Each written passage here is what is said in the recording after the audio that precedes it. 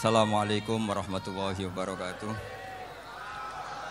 Bismillahirrahmanirrahim. Allahumma sholli wa sallim ala sayyidina Muhammadin wa ala alihi washabihi asma'in nama ba'du. Sedanten ingkang kula hormati wabil khusus teman bapak kula Kiai Haji Agus Ali Masyuri. Beberapa kiai yang tanpa ngurangi rasa hormat, saya hormati semua. Ini ada beberapa Gus. Ini saya ngaji insyaallah seperempat jam. Seperempat jam nanti yang menghisap Gus Kausar berapa Gus? 10 menit. 10 menit. Begini, sebetulnya saya membela semua umat Islam itu ahlul jannah. Karena saya ini ibarat marketing. Kalau orang Kristiani itu kan setiap orang mati sudah tenang bersama Bapak di surga. Jadi kampanye itu menarik sekali. Sementara kita sudah kiai, sudah imam masjid, sudah ulama, masih saja dikhawatirkan su'ul khotimah. Ini kalau kampanye ini tidak imbang, ini nanti saya takut kalah. Makanya saya bilang pokoknya semua orang mukmin itu ahlul jannah. Karena memang asli hadisnya seperti itu, man qala la ilaha illallah dakhalal jannah. Bahwa kemudian ada beberapa kiai yang mungkin wataknya itu pesimis, kemudian bikin sekian aturan-aturan yang sebetulnya itu cerminan dari pesimisnya, terus akan-akan masuk surga itu susahnya bukan main. Nah itu saya tidak setuju karena tadi pasti kalah dengan kampanye sebelah yang setiap orang mati dibilang sudah tenang bersama Bapak apa? Di surga. Jadi ini penting. Terus kedua saya bilang agama ini sudah begitu baik. Masa kunci surga sudah dibocorkan miftahul jannah la ilaha illallah. Masa sudah pegang kuncinya enggak jadi masuk surga, itu kan aneh. Ya sudah masuk saja, tapi tidak usah minta bantuan saya, masuk aja. Kan sudah pegang kuncinya. Terus ketiga, kenangan terburuk saya ketika jadi kiai itu gini, saya ada beberapa guru SD datang ke saya. Ini agak-agak masalah besar. Gus boleh enggak buka ujian nasional yang masih disegel? Semua guru bilang enggak boleh, itu kriminal kan. Ada satu guru yang bikin analogi agak kacau. Boleh saja. Wong ujian di kuburan saja dibocorkan para kiai enggak apa-apa. Itu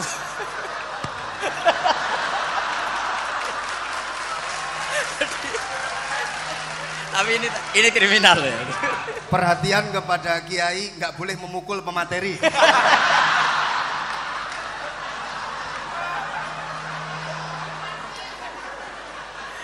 Jadi tentu itu analogi yang salah kan.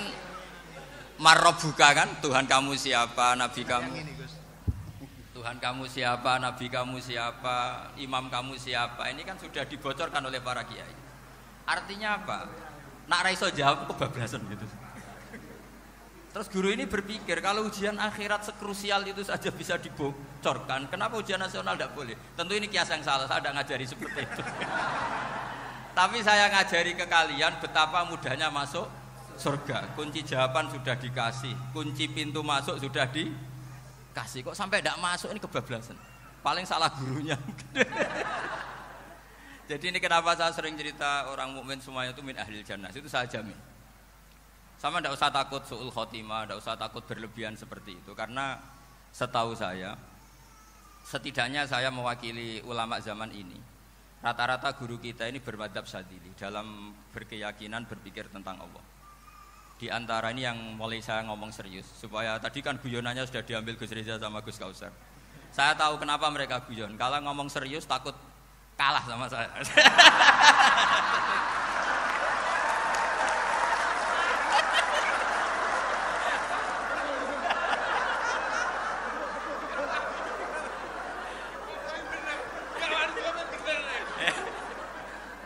Karena saya ini sudah terkenal pemikir serius, jadi artinya itu satu kepintaran mengalihkan. Ya, oh ya, sudah itu satu kecerdasan. Tidak hanya ngalim tapi butuh cerdas. Jadi itu bukti beliau-beliau ini cerdas itu. Saya berpikir begini, ini madzhab Syadzili. Kita semua tentu Syadzili karena kita semua ngaji kitab Hikam. Kita tahu kitab Hikam itu muridnya Abul Abbas Al-Mursi. Abul Abbas Al-Mursi muridnya Syekh Abil Hasan apa? Asy-Syadzili. Saya masih ingat betul makalah itu dan saya ulang-ulang. Setiap saya ngajar di sarang saya ajarkan itu. Kilali kata Abdul Hasan Asyadili, saya pernah dapat hatif, dapat semacam ilham. Apa makna min syarril waswasil khannas? Itu kata beliau dijawab oleh hatif itu. Hatif itu enggak perlu diterjemah tadi ada karena tadi diajarin itu. Apa yang dihidupkan itu enggak perlu dijelaskan. Kata hatif tadi, waswasun yadkhulu bainaka wa baina habibika. Yunsika altofahu alhasanah wa yudzakiruka af'alaka asyi'ah wa yukassiru indaka dzatas shimal wa yuqallilu indaka dzatal yamin liya'dila bika an husni dzanni billah ila su'i dzanni billah. Jadi yang dikatakan waswas adalah kamu digiring untuk hanya ingat sisi-sisi kamu yang negatif, dilupakan bahwa Anda punya sisi-sisi yang positif. Misalnya seperti ini, mungkin secara fikih tadi banser-banser tegas, wah ini masalah lelaki perempuan dipisahkan gini-gini. Tapi kenapa Gus Ali bilang ya sudah gini gak apa-apa. Sebetulnya ada rukhsah itu karena ini di depan umum. Yang paling pantangan Nabi itu la yakhluwanna rajulun bimra'atin. Ini ada yang menjaminnya gitu. Malah khawatir saya di sini dipisah tapi setelah berduaan nggak bisa. Jadi toleransinya karena ini di depan umum. Itu masih ada toleransinya. La yakhluwanna rajulun bimra'atin. Begitu juga ketika kita dosa, misalnya kita dosa. Orang Islam setiap dosa itu pasti ingat salahnya, kemudian istighfar. Dan ketika satu kebaikan dibandingkan keburukan, itu kata semua ulama, karena sayyi'ah itu bernilai 1, kebaikan bernilai apa? 10. Itu masih surplus berapa? 9. Jadi itu cara berpikir Abdul Hasan Asyadili. Kenapa kamu harus berpikir positif tentang Tuhan? Sekali berpikir tentang negatif, itu bahaya betul. Misalnya begini, kamu berpikir tak rewangi jadi kiai, sujud, rukuk, ternyata aku tetap mlebu neraka. Gunane apa? Itu menurut saya kan enggak punya akal. Sujud itu satu kelaziman menghamba kepada Allah. Normalnya seorang hamba itu ya sujud. Kemudian gara-gara kamu ingin masuk surga, terus logika kamu dibalik. Gunanya apa saya sujud? Ternyata saya masuk neraka. Itu pertanyaan yang benar-benar bodoh dan itu menjadikan Allah benci. Logikanya dibalik begini. Ini saya ngomong serius karena ini bentuk kemenangan saya ini bentuk kemenangan saya. Saya berkali-kali ngomong di kota pelajar di Jogja karena banyak pengujinya juga. Bukan sekedar pendamping tapi penguji. Banyak yang profesor, bukan sekedar doktor, banyak yang profesor. Jadi ya ini dok. Begini, saya pernah ditanya sama seorang dosen, Gus, saya ini ngaji hadis banyak, tapi ada yang saya tidak paham, yaitu mangqala la ilaha illallah dakhalal jannah, ada kalimat wa in zana wa in saraka. Meskipun pernah zina, pernah maling. Ini kan seakan-akan mentoleransi perzinaan dan pemalingan. Terus saya bilang, oh makna hadis itu seperti ini. Jadi kebenaran absolut, kebenaran yang mutlak itu tidak akan terganggu oleh status perilaku seseorang. Saya berkali-kali memberi contoh. Orang yang ditangkap KPK akan bilang 1 tambah 1 2. KPK-nya juga bilang 2. Rivalitas dalam politik, Pak Prabowo ya bilang 2, Pak Jokowi juga bilang 2. Orang yang zaniyah, yang lonte pun akan bilang 2. Muftinya juga bilang 2. Ketua MUI-nya juga bilang 2. Artinya gini. Kebenaran yang absolut adalah kebenaran yang siapapun akan meyakini seperti itu. Seperti 1 ditambah 1, 2. Kamu punya musuh bilang 2. Kalau ibu-ibu ini punya maru ya marunya bilang 2 tadi tambah mama. Enggak tahu saya terjemahnya apa tadi. Nah, kebenaran yang absolut itu kebenaran yang siapapun pasti mengakui. Dan uniknya begini, saya pernah ngaji acara himmah, acara pondok sarang di Demak. Kalau kamu bilang 1 ditambah 1 menjadi 2, untuk mengatakan 2 itu kamu butuh hadiah enggak? Mereka semua jawab enggak. Kita semua enjoy saja mengatakan tembok itu putih. Kenapa? Karena memang putih. Kita mengatakan 1 tambah 1 2 karena memang kita tanpa presentasi dapat hadiah, dapat penghormatan. Kenapa untuk mengatakan Allah itu Tuhan kita butuh surga? Memangnya kalau tidak ada surga Allah tidak jadi Tuhan? Ini problem orang soleh-soleh yang terlalu pesimis. Makanya nanti orang-orang soleh itu masuk surganya berat. Tapi kalau orang alim lebih gampang kira-kira seperti itu. Iya, karena kan imannya lebih bagus. Dalam hadis qudsi Allah ini yang dibuli orang-orang soleh. Laulam akhluk jannatan wala naron alam akun ahlan an uto'ah dalam hadis qudsi itu. Kalau saja saya tidak menciptakan surga dan neraka, apa saya tidak jadi Tuhan yang perlu ditaati? Apa kalau kamu tidak saya kasih uang 1 juta terus bilang 1 tambah 1 11? Enggak kan? Tetap bilang berapa? 2. Kalau kebenaran absolut yang 1 tambah 1 kamu bilang 2 meskipun tanpa mendapat hadiah. Kenapa untuk bilang Allah Tuhan kamu butuh hadiah surga? Itu kan ra ikhlas blas. Makanya saya terus mengajarkan ikhlas. Ikhlas itu bisa dilatih dengan akal, dengan pikiran, bil ilmi lah. Harus dilatih. Nah di sini ini momen atau makna yang mestinya harus difahami wa inzana bahwa kalimat ini sah meskipun dilafatkan seorang yang pernah zina. Sama seperti 1 tambah 1 2 sah, diucapkan siapa saja sah. Dan siapapun akan mengucapkan itu secara ikhlas. Ini penting saya utarakan. Sehingga setelah ada firqah-firqah takfiri yang mengatakan orang megang keris itu syirik, ke kuburan syirik, ini syirik. Itu salah besar. Salahnya adalah tadi kalimat-kalimat atau kebenaran-kebenaran absolut ini sudah jadi sibghata wa man ahsanu minallahi sibghah. Kalimat ini begitu absolut di hatinya orang mukmin.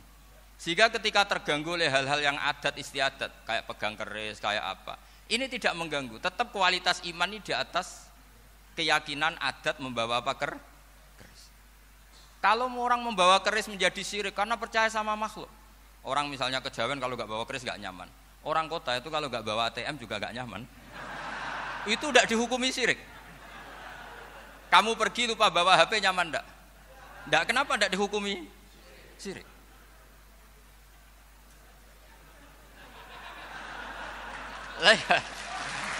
Jadi ini logika. Jadi makanya ini Gus Reza boleh ngeritik saya itu berkali-kali bilang saya termasuk ulama yang mau bikin gerakan cangkem elek.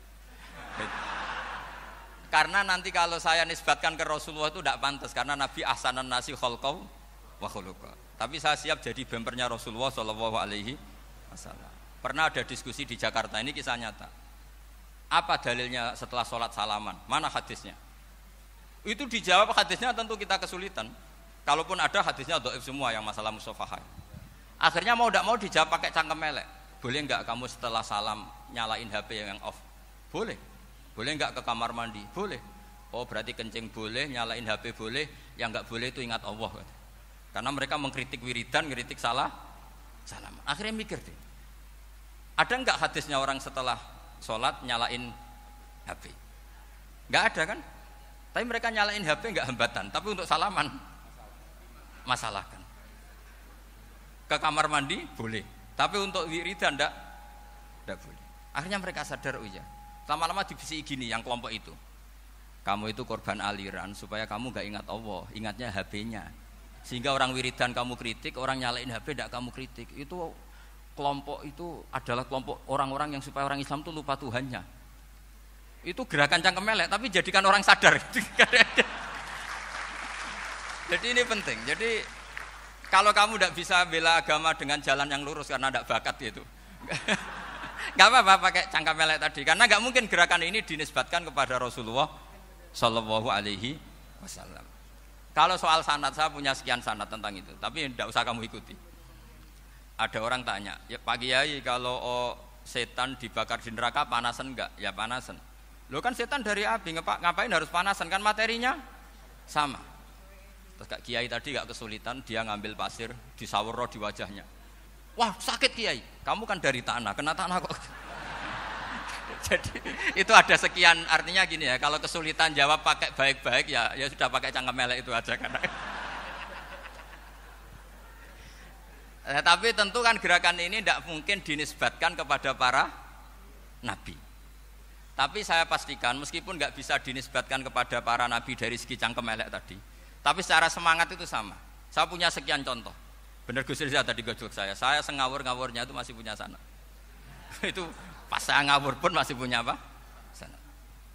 Nabi Ibrahim itu ketika faja'alahum juzatan illa kabirallahum itu si berhala paling besar dikasih kapak. Ketika mereka geger, ini siapa yang memecahkan berhala-berhala kecil? Kata mereka, sami'na fata yadhkuruhum yuqalu lahu Ibrahim. Ya kira-kira Ibrahim lagi. Terus Ibrahim didatangkan, siapa yang melakukan ini semua? Ini jawaban Nabi Ibrahim, bal fa'alahu kabiruhum hadza. Ya tanya yang bawa pedal, saya kan tidak bawa. Terus kata orang-orang, otak kamu itu di mana? Masa berhala disuruh nanya, kan nggak bisa ngomong.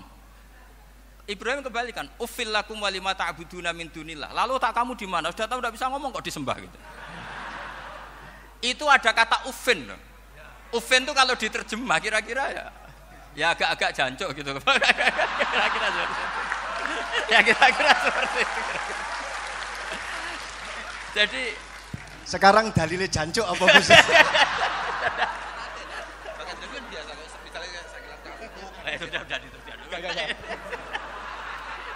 Gimana? Jancuk itu dari daksu, dak tinggalkanlah suan perkara sing elek. Krono ilate wong Surabaya kakean rawon, akhirnya ngomongnya jancuk.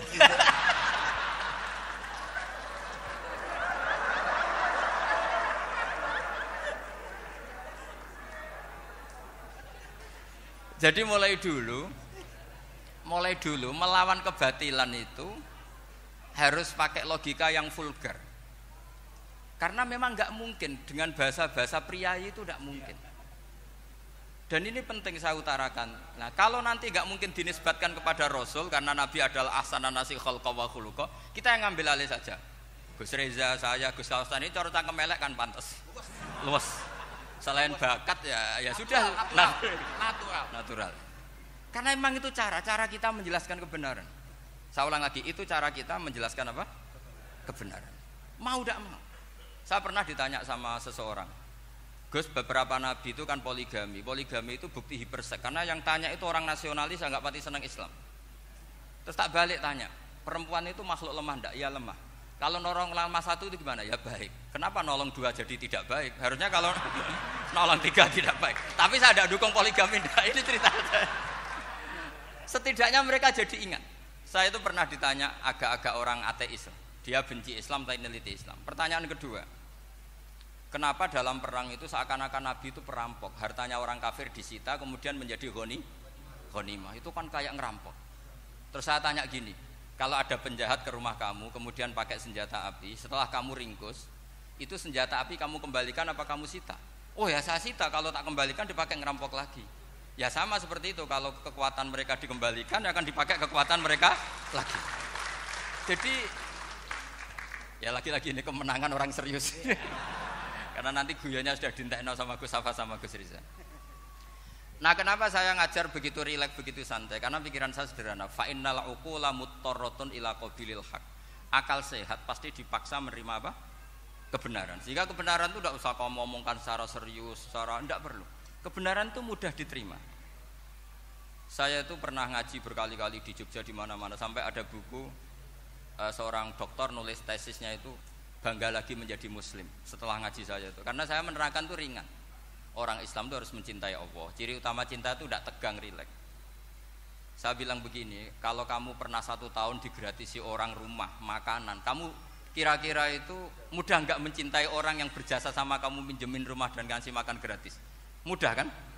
Apalagi kita ini mudah mencintai orang yang minjemin mobil 1 tahun, ngasih rumah 1 tahun, apalagi selamanya. Kenapa kita tidak mudah mencintai Allah yang memberi kita bumi, air, oksigen, semuanya kita dikasih Allah? Akhirnya mereka mikir, wong mencintai seseorang yang ngasih dalam durasi 1 tahun saja mudah, apalagi mencintai Allah yang ngasih kita tanpa batas. Itu disebut walladzina amanu asaddu hubbal lillah. Orang mukmin itu mudah sekali mencintai Allah. Caranya dilatih tadi. Kita mudah mencintai orang yang berjasa sama kita. Kenapa tidak mudah mencintai Allah yang tentu jasanya lebih besar? Nah, karena akhir-akhir ini banyak orang yang terlalu nazir, terlalu kata Nabi kan basyiru wala tunafiru yasiru wala tu'assiru. Sehingga saya bikin gerakan. Pokoknya semua orang mukmin pasti masuk surga. Nanti soal ada kesalahan-kesalahan kecil yang menjadikan orang su'ul khotimah itu sifatnya kehati-hatian. Jangan menjadi hukum. Hati-hati itu tidak menjadi hukum. Kalau kamu nyupir hati-hati itu bukan berarti pasti kecelakaan. Enggak.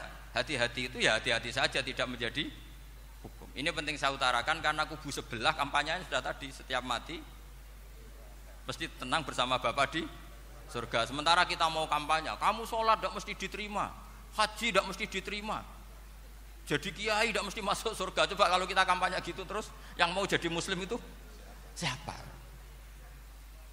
Jadi ini sudah tak perhitungkan matang-matang saya milih mazhab seperti itu. Ya ini saya pikir sudah, ini pembandingnya supaya punya waktu. Saya suka sekali. Nah ini yang sesi terakhir ya, sesi terakhir. Saya akan cerita fikih karena Nyun sewu Gus, ada iklan sebentar dari ibu-ibu, pentolan mic kurang dekat ke mulutnya Gus Baha. Sehingga suaranya tidak terdengar sampai ke belakang. Oh gitu. Pentolannya didekatkan Gus ke mulut. Ini kalau ngomong konotasinya itu mesti nyerempet. Sudah apa ya? Sudah ahlinya di situ. Ya malah ada di situ.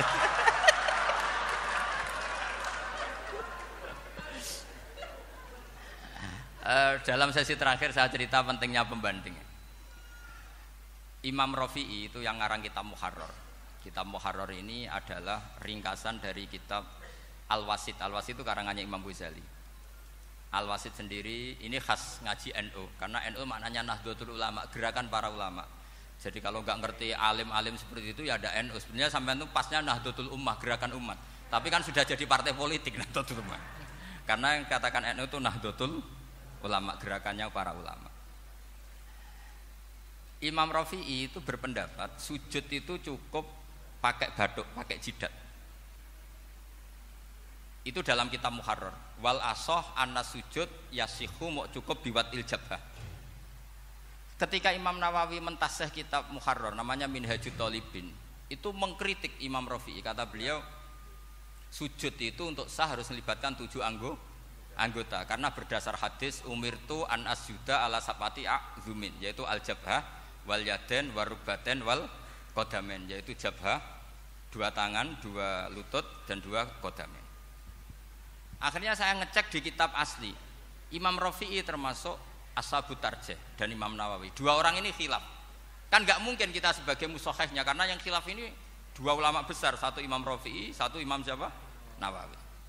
Kita tidak bisa hanya ngikuti Fathul Mu'in yang mengatakan idza khtalafan Nawawi war Rafi'u qudiman Nawawi, tidak bisa karena Imam Nawawi ini sering nginduk sama kitabnya Imam Rafi'i karena senior Imam Rafi'i. Setelah saya cek di kitab kitab asli Mamba ya, satu sumbernya semua madzhab apa? Syafi'i. Ternyata Imam Syafi'i nak ngedikan hanya begini. Wa uhibbu, saya suka setiap orang Islam sujud itu melibatkan 7 anggota karena itu aman, pasti sah. Tapi wayah tamilu kata beliau, tapi mungkin saja sujud hanya watul jabah itu sah. Kenapa kata Imam Syafi'i? Liqaulihi sallallahu alaihi wasallam atau li du'aihi apa sallallahu alaihi wasallam fi sujud sajadalaka wajhi wa sam'i wa basari. Nabi ketika sujud itu hanya berdoa, ya Allah sujud kepada engkau wajhi wa sam'i wa basari. Nabi tidak menyebut wayadi wa rukbati wa qadami. Sehingga saya berkali-kali bener kata Gus, saya ini pembela umat sing sujude 7 anggota ya tak lem pantes dadi Rais Suriah. Itu. Yang sujude bathuk tok ya tetap sah ngikuti mazhabnya Imam Rafi'i. Meskipun itu tidak saya anjurkan.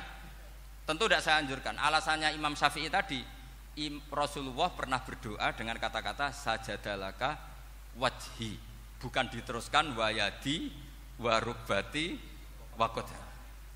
Sehingga fal khilaf huna bakin ala khiddati kalau dalam bahasa fikih.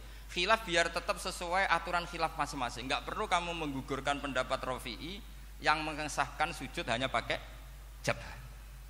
Ini penting karena tadi seperti saya katakan, yang sujud anggota pitu ya masuk swarga mergo pintere, sing nganggo bathuk tok yang mlebu swarga mergo gobloke tadi, karena aksaru ahlil jannah al-bulbu. Nah ini madhab saya. Jadi saya itu ingin umat Islam itu baik-baik saja. Iya betul, madhabin jenengan. Ya. Karena tidak mungkin lah kita tidak bela Islam di zaman akhir, tidak mungkin kan tadi kubu sebelah kampanyenya sudah seperti itu. Kalau kita ngomong ikhtiyat, kiai ra mesti mlebu swarga, sing salat ngethuk ra mesti husnul khotimah, wah kan jadi repot. Saya ini pengagum teori ikhlas, dilatih bil ilmi, saya ulang lagi dilatih bil ilmi. Saya ini malunya tadi saya mengatakan 1 tambah 1 2 itu meskipun tidak ada yang memberi hadiah tetap saya katakan 2. Saya mengatakan air itu dingin, tidak ada yang ngasih hadiah, saya akan bilang kalau air itu dingin, kalau api itu panas. Untuk hakikat-hakikat seperti itu saja saya jujur tanpa ingin imbalan. Tapi ketika hakikat mengenai Allah kok saya minta imbalan surga dan neraka, ini apa-apaan? Kira-kira gitulah, Rois Suriah macam apa gitu.